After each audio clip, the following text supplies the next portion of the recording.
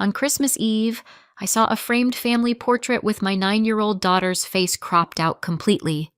No one mentioned it. My daughter swallowed and went quiet. The next day, I handed my parents an envelope. They opened it and started screaming. I'm not someone who looks for offense in every corner. I'm a single mom, not a full-time detective. I don't have the energy to build conspiracy boards out of string and thumbtacks.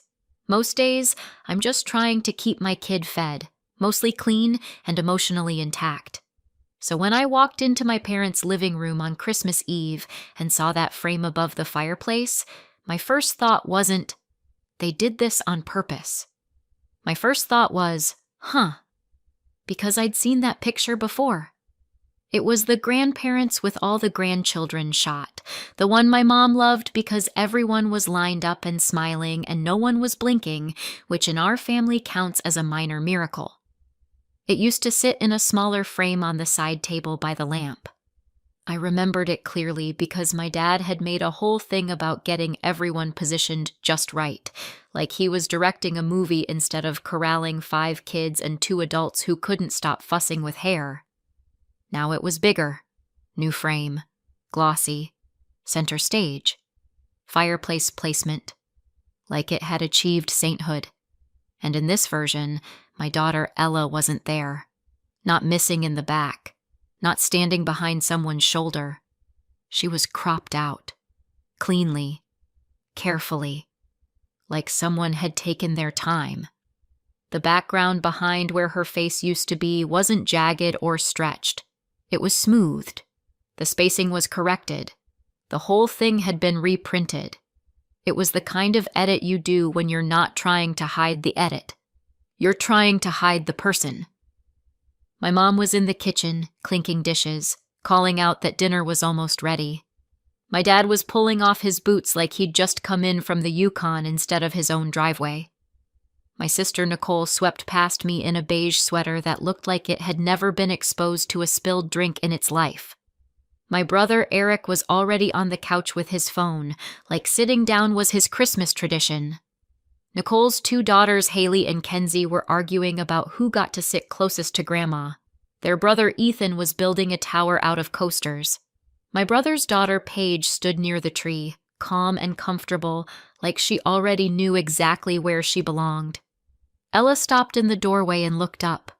I watched her face do the tiniest shift, just the smallest tightening around the mouth, like she'd tasted something sour and decided not to make a face because she didn't want anyone to notice. She swallowed, and then she went quiet. No one said, "Oh, we got a new print." No one said, "The old one was damaged." No one said anything at all. It was like the frame wasn't there. Like the empty space where my child should have been wasn't a screaming absence, but just decor. My mom called, "Shoes off! Come warm up!" I hung up our coats with hands that suddenly felt too large for my body. Ella's little scarf slipped off the hook and landed on the floor. She didn't bend to pick it up. I picked it up for her. Dinner was the usual. The same roast my mom made every year, the same rosemary smell, the same conversation loop that always landed back on Nicole.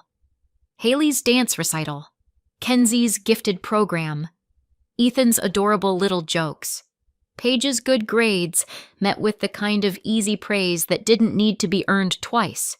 And Ella? Ella sat there with her fork in her hand, waiting for a moment to speak. She tried once, just once. She started to say something about a book she'd been reading. She'd been obsessed lately with those mysteries where kids solve things adults can't.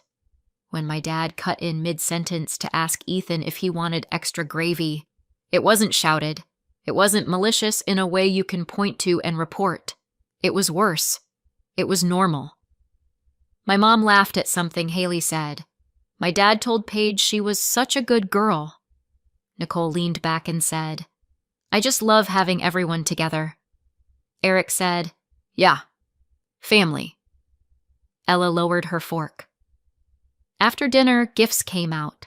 My mom made a show of it, handing out packages like she was hosting a charity gala. Nicole's kids opened things that were so specific it was almost impressive. Haley got the exact brand name dance bag she'd been talking about for weeks. Kenzie got a set of art markers that looked like they belonged in a museum gift shop. Ethan got a remote control car that was already halfway unboxed before anyone could finish saying, "Wow." Paige got a necklace with a little P charm. My mom teared up like she'd just cured a disease. Then my mom handed Ella a bag. It was the kind of bag you get at a drugstore. Shiny. Generic. Printed with snowflakes that didn't quite match because the bag had clearly been made in July. Inside was a craft kit. Unicorn-themed. Glitter glue. Sticker gems. A sparkle diary. Ella is not a sparkle diary kid. Ella likes chapter books and puzzles and looking up random facts about space because apparently my child was born 70 years old and curious. She stared at the bag for half a second, just long enough for me to feel my throat tighten. Then she smiled. The kind of smile kids do when they know the rules. "Thank you," she said softly. My mom beamed like she'd nailed it. I watched Ella fold tissue paper back into the bag like she was trying to undo taking up space. Later, after the house settled and everyone had migrated into that sugar coma haze, my mom offered us the guest room. Not your old room. Not you can sleep where you used to. The guest room. Beige sheets, floral curtains, a lamp that buzzed if you breathed near it. Ella climbed into bed without a word. I sat on the edge and brushed her hair the way I always do when I don't know what else to do. "Do you want to talk?" I asked, keeping my voice light. She shrugged. "It's okay." It wasn't. But she wasn't 9 because she wanted to be. She was 9 because that's how time works, and 9-year-olds learn fast what adults won't say out loud. I kissed her forehead and waited until her breathing shifted into sleep. Then I reached into my bag. The envelope was there, exactly where it had been all night. Thick. Clean. Like something official even before you open it. I turned it over in my hands once, twice. I didn't open it. I didn't reread anything. I didn't rehearse a speech. I just sat there, listening to the house creak and settle, and felt something in me settle too. In the morning, I would hand my parents that envelope, and they would scream. When people ask what it's like growing up in a family like mine, I always want to say, fine. Because that's what you learn to say. You learn to smooth it over. You learn to laugh. You learn to shrug. You learn to be the person who doesn't make it weird. Nicole was always the celebration. She could breathe in a room and my mom would notice. She could get a B+ and my dad would say, "That's my girl," like she'd just won a Nobel Prize. I remember one Christmas when Nicole unwrapped a sweater and cried, actually cried, because it was the exact shade of pink she liked. My mom hugged her, my dad clapped, and everyone acted like the world had just become a better place because Nicole had received knitwear. I had gotten a scholarship letter that week. Not a small one. The kind of thing teachers pull you aside about. When I mentioned it at dinner, my dad nodded and said, "That's good." Then he turned to Nicole and asked if she wanted more mashed potatoes. I stared at my plate and felt that familiar sensation, like I'd stepped out of frame and no one had noticed. When I looked up, my mom gave me that look and said, "Don't make it weird." It became the family anthem. Don't make it weird when Nicole gets the new car. Don't make it weird when Eric gets praised for mowing the lawn once. Don't make it weird when you're the one people call when they need help. I became a single mom the way some people become a cautionary tale. Not because I'd done something wild and dramatic, but because life doesn't always follow the timeline your parents pick out for you. Ella's dad was there at first, and then he wasn't. We tried. We failed. It wasn't a soap opera. It was just done. My mom never said, "We're ashamed." My dad never said, "We don't accept her." They didn't have to. They said things like, "Well, this isn't how we pictured it." They said, "You made things complicated," when what they meant was, "You didn't give us a story we can brag about." So I worked. I worked nights because days were school pickups and homework and cleaning sticky fingerprints off everything I owned. I worked at the kitchen table with a laptop glowing in the dark while Ella slept in the next room, and I told myself the same thing over and over. No one is coming. You have to be enough. Somehow it started to work. Not in a glamorous way. Not in a look at my empire way. In a my bills are paid and my kid is safe way. That's when my parents came to me with the house. It was a Tuesday when my mom called, voice too bright, like she was trying to sell me something. "Can you come by?" she asked. "We need to talk." When I got there, my dad had papers spread out on the table like we were about to launch a legal defense. There was a letter with words like past due and final notice. They had a deadline. They had no good options. And suddenly, I was the solution. "We just need a temporary fix," my mom said quickly. "We'll get caught up." My dad added, "It's paperwork, that's all. A formality." The lender wanted the deed in the name of the person qualifying for the refinance. That person was me. My credit was decent. My income was stable. My life, for once, looked neat enough on paper to pass. So I signed. I sat at that same kitchen table where my scholarship letter had been ignored, and I signed documents that put my parents' house in my name. I kept copies, because I'm Megan, and I'm not reckless. I'm the kind of person who saves receipts. My mom hugged me after, eyes damp, voice soft. "Thank you," she said. "We'll take it from here. Next month." Next month became the running joke that stopped being funny. The first time I covered a payment, it was because my dad had a delay at work. The second time, my mom said, the car needed repairs. The third time, it was something else. Every time I asked when they'd start paying, I got the same answer dressed up in a new outfit. Soon, next month, after the holidays, once things settle. Years passed without anyone saying out loud what was happening. They didn't want to lose the house, and they didn't want to change their lives, and I didn't want to be the reason the family home fell apart. So I paid, and I told myself it was still temporary, and I kept waiting for the moment they'd recognize what I was doing. Waiting is a strange hobby, but it's one I got very good at. Standing under that portrait on Christmas Eve, watching Ella go quiet, I realized something with a clarity so sharp it almost hurt. I had been propping up this house for years, and inside it, my daughter had been edited out like she was a mistake someone was trying to erase. Christmas morning smelled like cinnamon and denial. My mom had the coffee going. My dad was in a good mood, the kind of good mood he gets when everything is going the way he likes it.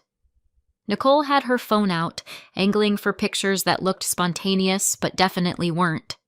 Eric was wearing the same hoodie he always wears, like effort was optional. The portrait stayed above the fireplace. Still unmentioned. Still pretending. Ella sat cross-legged near the tree, hands folded in her lap, watching the other kids tear through wrapping paper. She smiled when Haley squealed. She clapped when Ethan made his car do a ridiculous little spin. She didn't look up. I didn't tell her to. I didn't nudge her into being cheerful for other people's comfort. When there was a natural pause, when my mom was refilling mugs and my dad was making a joke about how he should have bought stock in batteries, I reached into my bag. The envelope felt heavier than paper should. I handed it to my parents like I was passing a plate. My mom looked down at it, frowning like it might be a bill. "What's this?" "It's from me," I said. My dad smiled. "You didn't have to get us anything." I nodded. "I know." My mom's fingers slid under the flap. She didn't ask again. She didn't wait. She opened it like she had the right. The second her eyes hit the first page, the room changed. My dad leaned in. My mom's face tightened. Her mouth opened and closed once like she was trying to find the correct tone to use. Then my dad's voice rose. "What is this?" My mom's voice followed, higher, sharper. "Megan, no, no!" Nicole sat up straighter. "What's going on?" Eric frowned. "Megan, what did you do?" My dad slapped the papers down like they'd burned him. "This is our house," he snapped. My mom's hands were shaking now, not with sadness, with anger. "We asked you for a favor." My dad's voice cut through the room. "You can't do this. Not on Christmas." Nicole shook her head like I'd personally ruined her holiday photo set. "This is insane." Eric's voice went flat. "You always do this. You always have to make it weird." I looked at Ella. She was watching me, not with panic, with that careful stillness kids get when they're bracing. I kept my voice low, controlled. "I'm not doing this to you," I said, looking at my parents. "You've been doing this to me for years." My mom's eyes flashed. "After everything?" "After everything," I repeated softly. "Exactly." Nicole started talking over me, something about timing and how this was unhinged. Eric added that I was being dramatic, because of course he did. I didn't argue about the portrait. I didn't point at the fireplace like a courtroom lawyer. I said one thing, the only thing that mattered. "I'm done funding a house where my child is being erased." Then I stood, put my hand on Ella's shoulder, and helped her up. My mom shouted my name like she could pull me back by force of sound. My dad yelled something about gratitude. Nicole called me cruel. Eric said, "If you walk out, don't bother coming back." Ella's hand found mine, small and warm and steady. We walked out anyway. The cold air outside felt clean. We got into the car. I started the engine. Ella stared out the window, silent. Halfway down the street, my phone buzzed. Then again. Then again. By the time we pulled into our apartment parking lot, there were missed calls, voicemails, texts.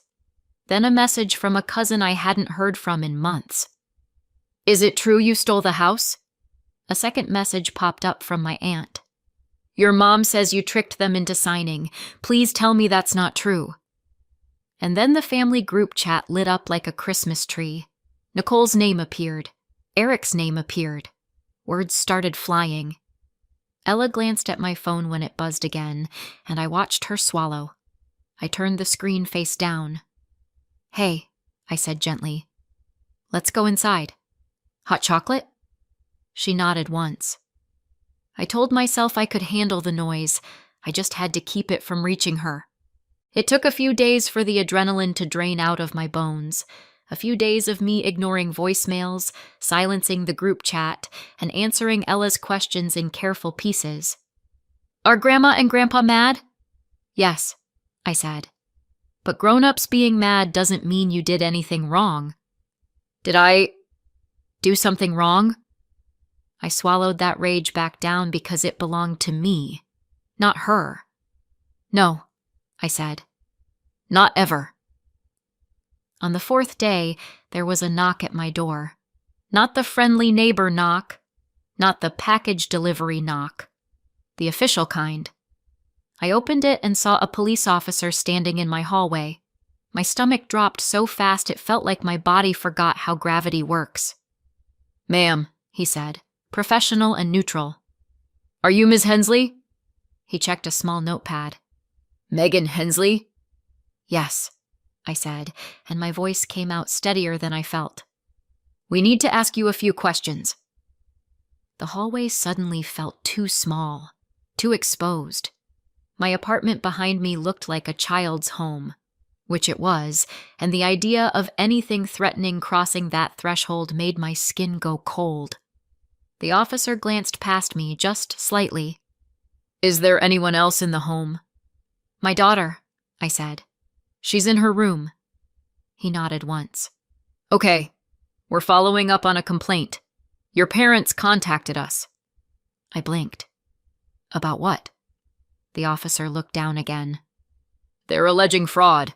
They're claiming you tricked them into signing paperwork and that you took their house. For a second, I couldn't speak. Not because I didn't understand. Because I did. It was just unreal to hear it said out loud by someone wearing a badge. I didn't trick anyone, I said finally. He asked questions, practical ones. When did the title transfer happen? What was the arrangement? Did they understand? Were there messages? Was an attorney involved? I answered carefully, factually. I told him I had documents. I told him the house was in my name. I told him I could provide proof. He took notes. At the end, he said something that sounded reasonable and still landed like a weight. This may end up being a civil matter, he said, but we have to document the allegation. When he left, I shut the door and leaned my forehead against it for a second, breathing like I'd just run a mile. Then I stood up straight before Ella could see me shaking.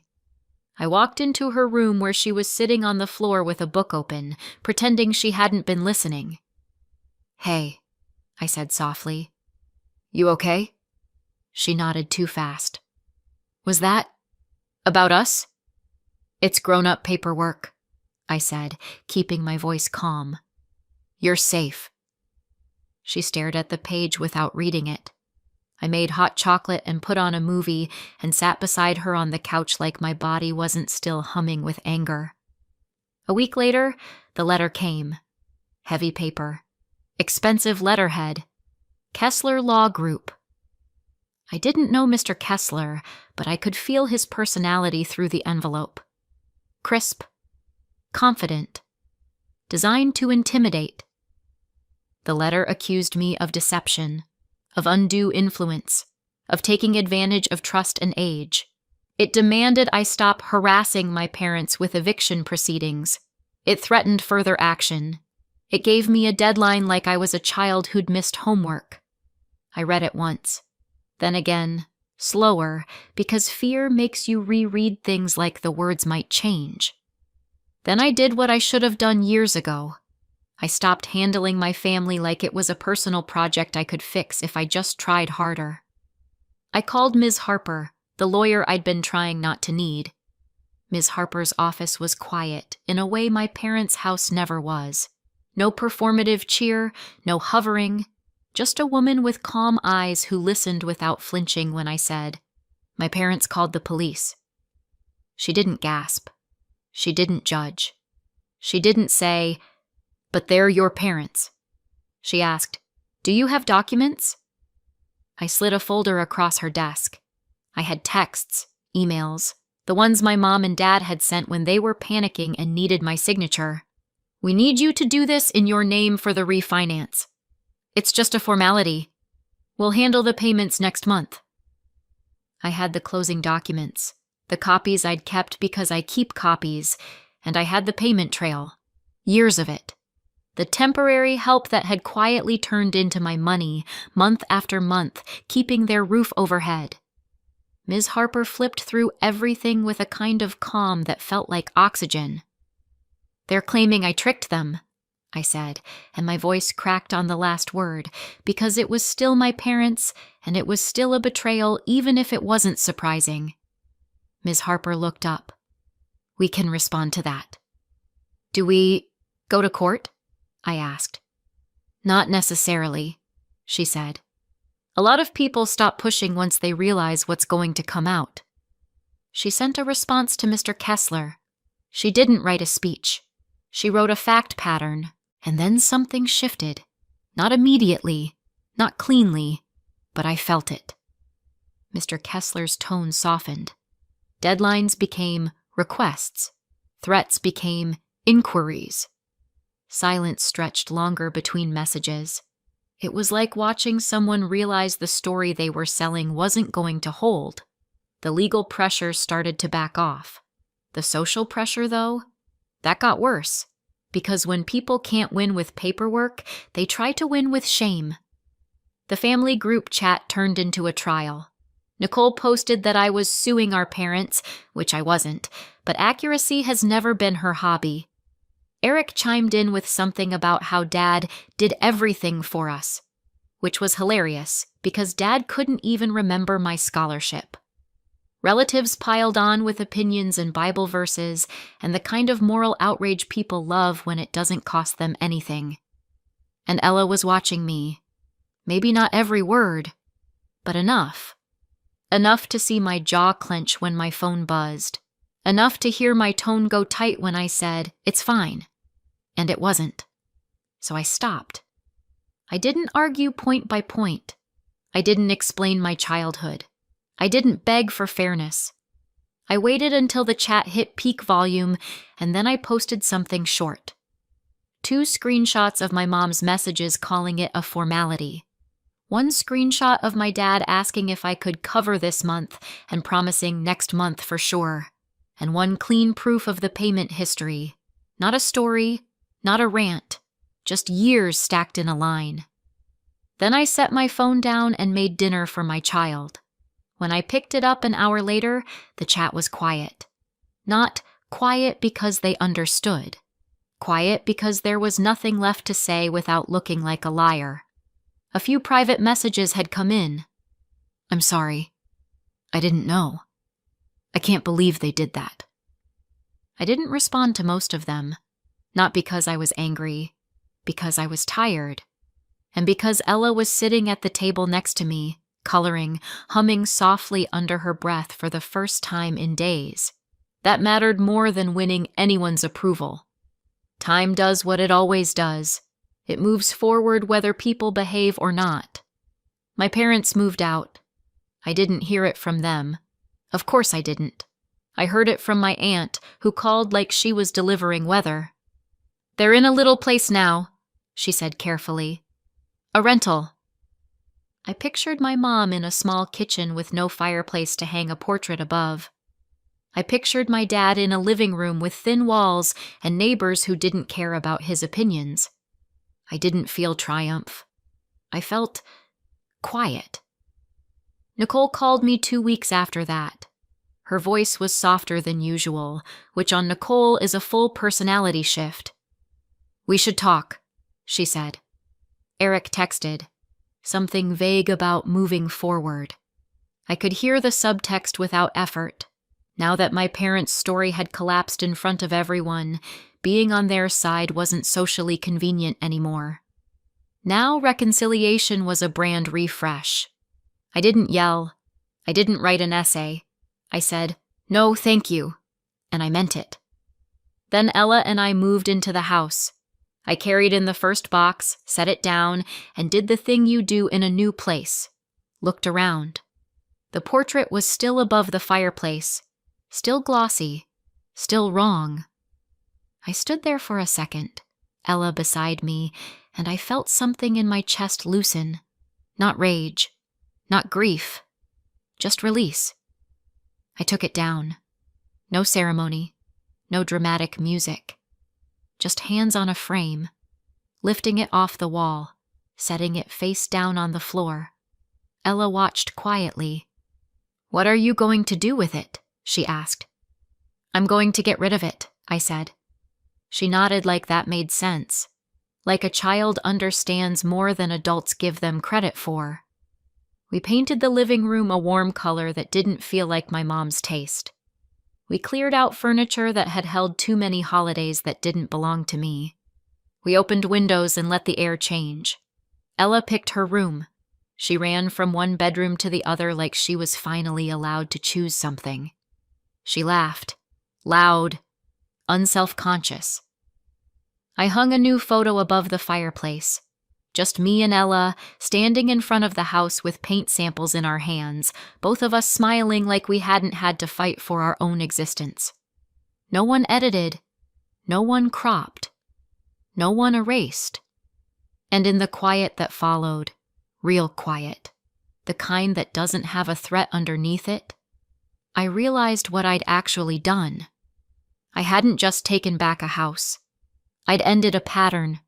Ella didn't have to learn how to swallow her feelings to keep the peace, because I finally stopped asking her to live inside a family that required her to disappear, and that, more than the deed, More than the renovations, more than the silence in the group chat, was the only thing that ever mattered.